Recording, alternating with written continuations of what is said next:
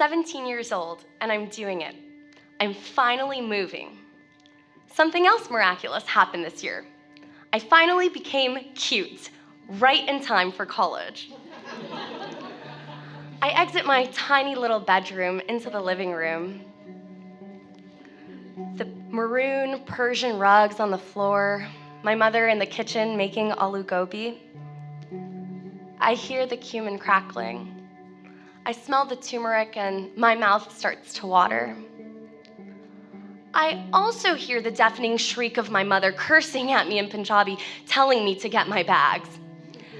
As I rush and do so, I take a moment to say goodbye to the breezy winds and the beauty and the palm trees that is Hawaii, my home. And off I go. Here I am in New York City, somehow balancing 4 outrageously oversized suitcases that are combusting at the seams. One might say I overpacked. And as soon as I got off of the subway, I was hit with that charming New York smell, that je ne sais quoi. I quickly realized it was probably urine. Nevertheless, I managed to schlep all 4 of these suitcases up the subway steps, all by myself, without even tripping over my baby giraffe legs. We were all surprised. Amidst all this chaos, it was here in New York where I met Ali Nadim Amin, a Pakistani classmate of mine. I still remember the way his brown hazel eyes grazed my body, his salt and peppered hair, the way that when I was with him, the whole world slowed down. He was my beacon of light, and I fell in love. So far away from home, I felt safe, loved, nurtured, appreciated, like I could finally exhale. Together, Ali and I had a storybook romance of young love in New York. You see, Ali and I viewed the world similarly, and he understood my Desi roots. Chattering back and forth in Urdu and Hindi, he understood the high expectations to succeed academically and professionally, the gender double standards, and he knew that when someone looked at my Sikh Indian father who wore a turban and called him Osama bin Laden, he knew how much that hurt me. He even understood the simple things like why we use our hands to eat roti and dal. And not having to justify or explain myself or my culture, it was liberating.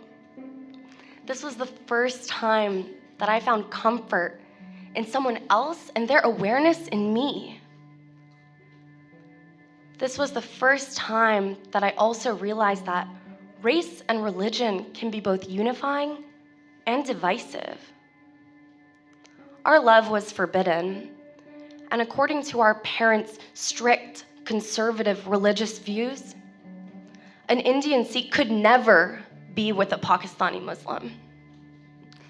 And I think it's irrational to hate someone based on where they're from. But our parents lived through the residual effects of the partition of 1947, and they still carry those animosities. My story was just beginning as it so quickly ended. And yeah, I guess it really was so non-negotiable that after 2 years of attending college in New York, they pulled me out and re-enrolled me back home. This choice to love was taken from me. And how could I honestly have been so naive to think that I have the liberty to choose whom I love? Being ripped apart from that relationship, it was traumatic. And there is mental pain. And I flip between hating my family for hurting me and hating myself for letting it happen. And dealing with a broken heart, it's a lot like being trapped underwater. You struggle a lot at first, learning to hold your breath, faltering to keep the relationship alive. And you struggle some more, and your lungs cry out. You cry out for anyone to help. But you're tired, and it's hard, and it's painful and exhausting. And you get to a point where you finally ask yourself, is this worth it? And it's then when you feel like you've hit rock bottom that you slowly start to float up. This choice, whether it was made for me or I made it myself, it led me to where I am today. It helped me navigate my own diversity, my own cultural conflicts, and is part of the reason why I'm becoming a therapist. I want to help others navigate their pain, their loss, their conflict. I want to help others heal, to let them know that change is possible. A lot of life has happened in the 10 years since I met Ali. A lot of really good life.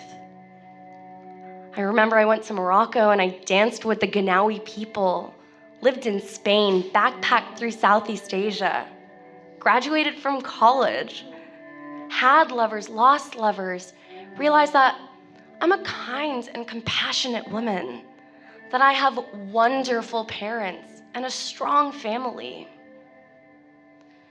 So choice is dependent on the amount of privilege you have. And how resilient I was when I didn't have a choice speaks to the fabric of who I am. And guess what? It's fucking beautiful.